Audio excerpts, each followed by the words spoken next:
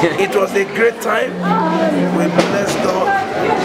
We look forward that all our graduating students shall be impactful in their world. God has given them a task, and I know that task shall be fulfilled in life and in destiny. See you next time. God bless you.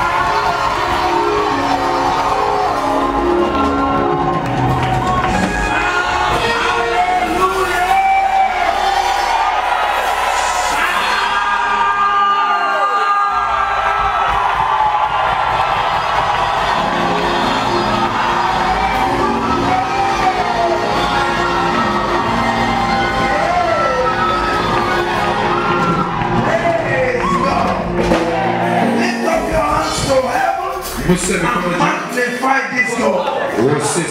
Blessed be your name, Jesus. You are a faithful Father. Take all the praise. Take all the glory. Begin to ask Him to send you His own word to you. Lord, send me my word. Speak to me again. Grant me understanding and glorify Jesus. Glorify Jesus. Glorify Jesus. Thank you, precious Redeemer. In Jesus' mighty name. Why I love that music? That was beautiful.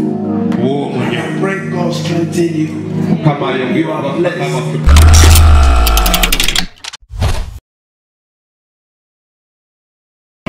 Toute la communauté francophone ainsi que ghandaise, nous venons de rendre grâce à Dieu pour ce succès accompli dans cette formation de l'Institut biblique Parole de la foi, ici à Kampala, Winners Chapel International Kampala.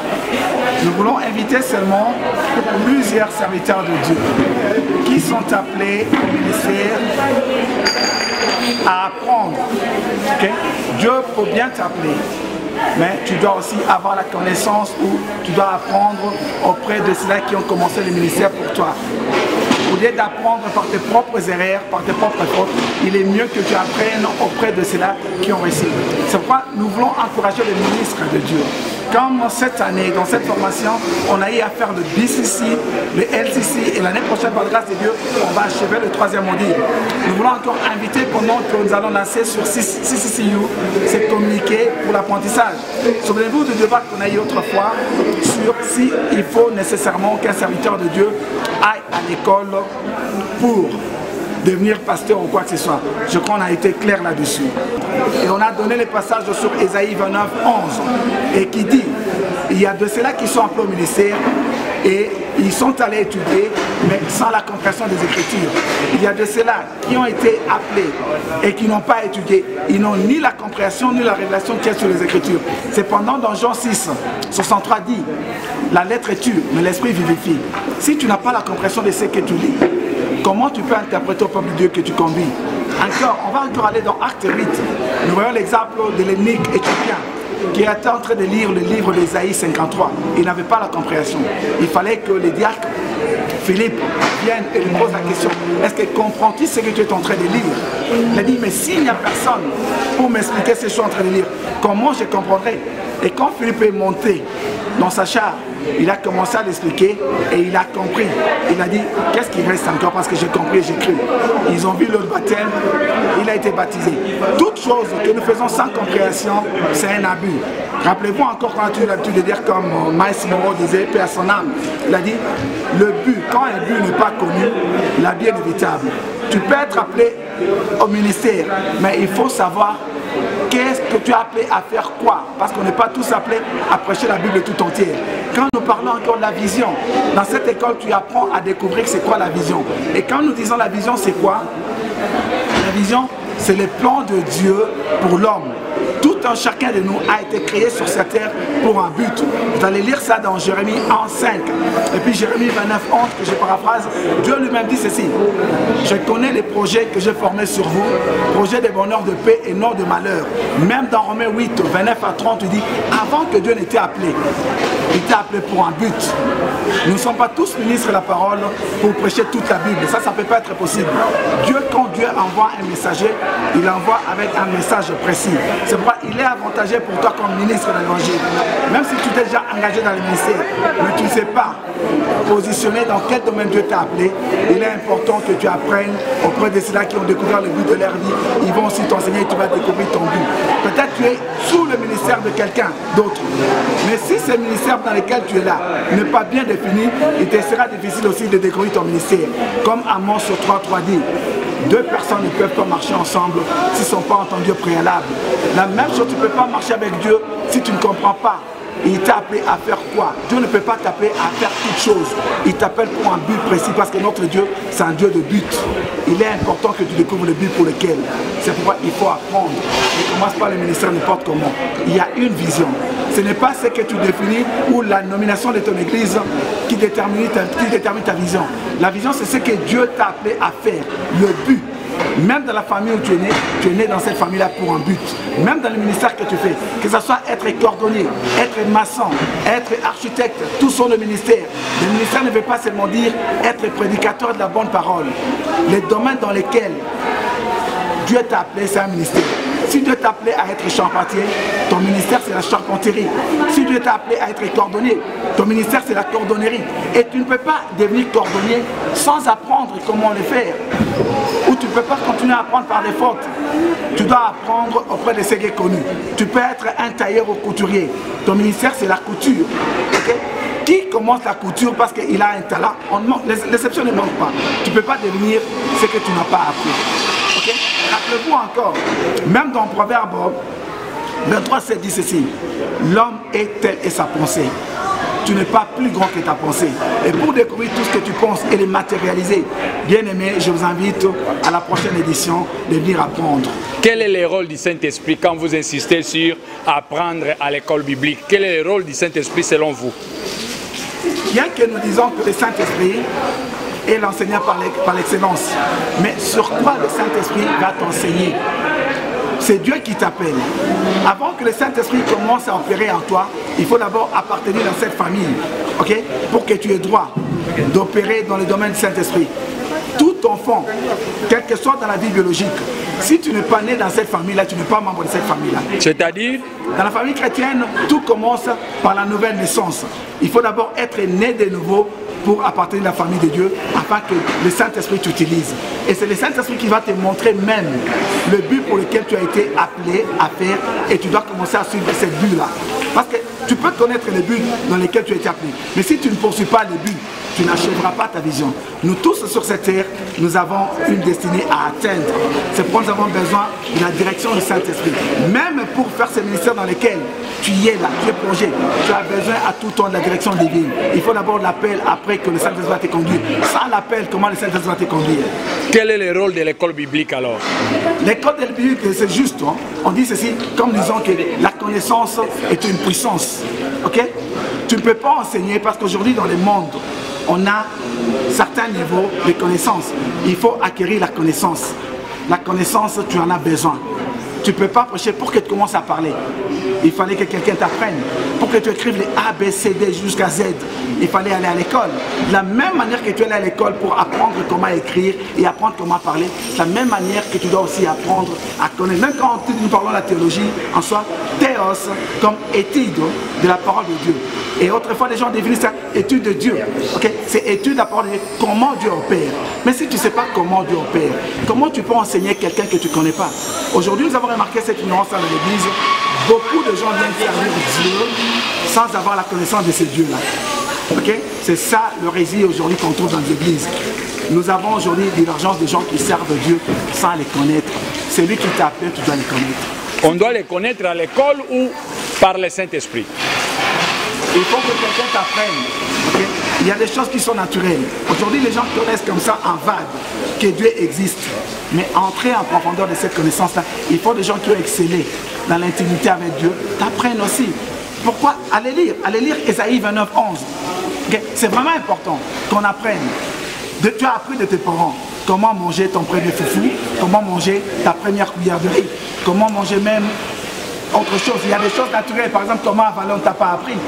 Pour avaler ou pour boire de l'eau, on va t'apprendre que l'on boit de l'eau comme ça, et pour que tu avales, c'est naturel. Mais dans les affaires de Dieu bien-aimé, on doit s'attacher auprès de ceux qui ont excellé avant nous et qui connaissent. Et évitons cette histoire d'apprendre dans nos erreurs. Tu peux apprendre à tes erreurs, ça va te tuer. Apprends par ceux-là qui ont excellé. Okay? Bien-aimé dans le Seigneur, c'était le pasteur Pierrot Salomon. À pied levé, il a répondu à quelques questions. Comme nous avons dit, Malembe TV près de vous, à côté de vous, avec vous, pour vous. Nous avons aussi étudié, nous avons trouvé la main de l'Éternel et nous avons eu des techniques, des méthodes, des procédés pouvant nous aider à... Viens. Pouvant nous aider. Voilà. C'est Madame Bienvenue Wabou, il est là. il faut avoir des techniques, des procédés pouvant nous aider à savoir comment mettre en pratique ce que nous avons comme don, comme capacité, comme potentialité, comme talent. Je suis d'accord avec ceux-là qui acceptent d'étudier au lieu de faire du bruit.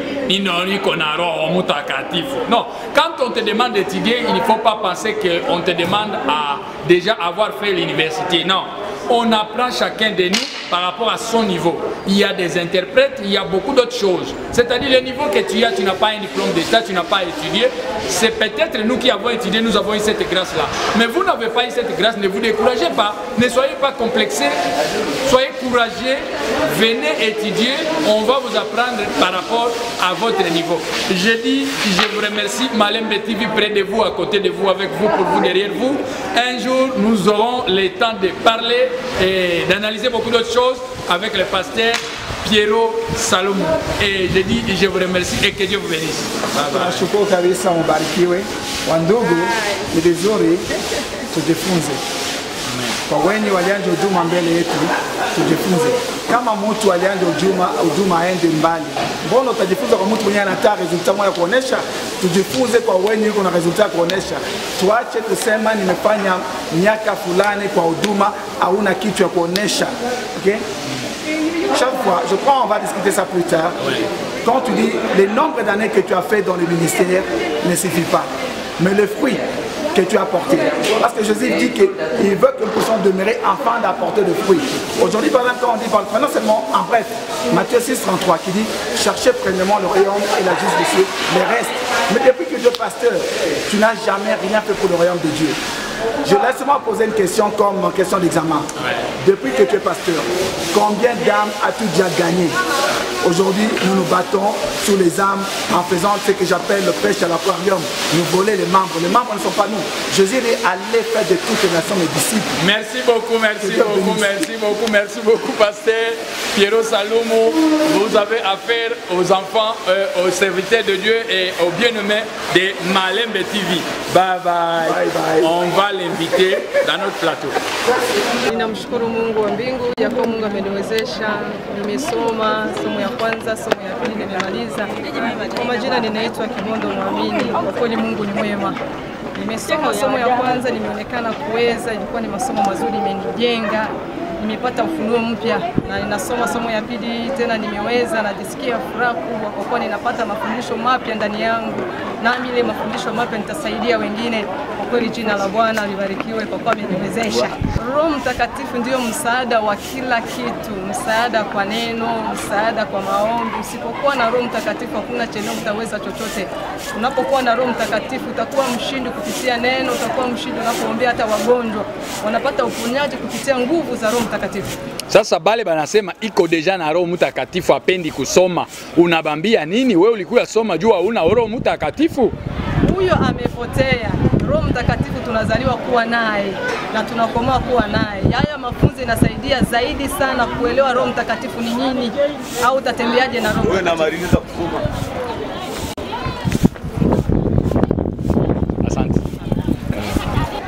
Oui, c'est le deuxième niveau. Nous avons fait le premier niveau, nous avons terminé. Ça, c'est le deuxième niveau. C'était la collation aujourd'hui. Et je pense que vous êtes habitués à voir les vidéos comme ça. C'est le deuxième niveau. C'était une formation vraiment qui nous a aidés et qui nous a fortifiés et qui nous a construit quoi. Donc nous sommes ici toujours. Malembe TV cherche à étudier, cherche à se former. Vous devez être pliable, vous devez être formable. Parce que si vous avez le Saint-Esprit et que vous ne voulez pas apprendre aux anciens, vous allez rester comme ça. Donc nous vous prions d'être courageux, d'accepter, d'être formé, car la formation vous aidera à beaucoup d'autres choses. Et que Dieu vous bénisse, c'était l'évangéliste bienvenu Wabu Ozum, Malembe TV. Azanzambe akotikala nzambe lelo lobi mpe libela Diame mpeve oli nzambe bio kulumusa mpeve le katiama na ensi yendu vun Ai nzela ya nzambe bandeko nzela ya nzambe bandeko etonda mabaku bandeko nzela ya nzambe bandeko Awo ndimeli nzambe keba kokanga motema Awo ndimeli masi ya ndeko yeba kokanga aleke baka na mabaku aleki baka na mabaku ya kotonga ndeko ke baka na mabaku ya kofinga ibatata malimbi bana na nzambe malimbi tulanda ya Yesu malimbi musala na nzambe malembe malembe tukokoma bana cité Bethel les dieux vivants armée de l'éternel ACK bana prophète Sanier Raphaël à la version Angela Tulanda Oika Mpiko nayoka kisango ya nzambe wananga na lingi na mona ye nzama salilanga bika mwanga na lingi na mona ye wololo nayoka kisango ya nzambe wananga na lingi na tosa ye nzama salilanga mine frère Olivier Kalabasi Mutokomani Sir Nicole Malengu tokumisa nzambe tobinela masia frère Thomas Ochudi ozaya nzambe Église La Bonne Sémence, Maman Pasteur Katina Canada. Tout le monde tapez les mains. Balanzambe tapez les mains. Mulungu de ya Yeswe. Mulungu de Bana Congo. Mulungu de ya Yeswe. Mulungu de ya Yeswe. Malembe. Aïe aïe aïe aïe aïe aïe bana ya nzambi benolanda ninganzambe intangu nyoswe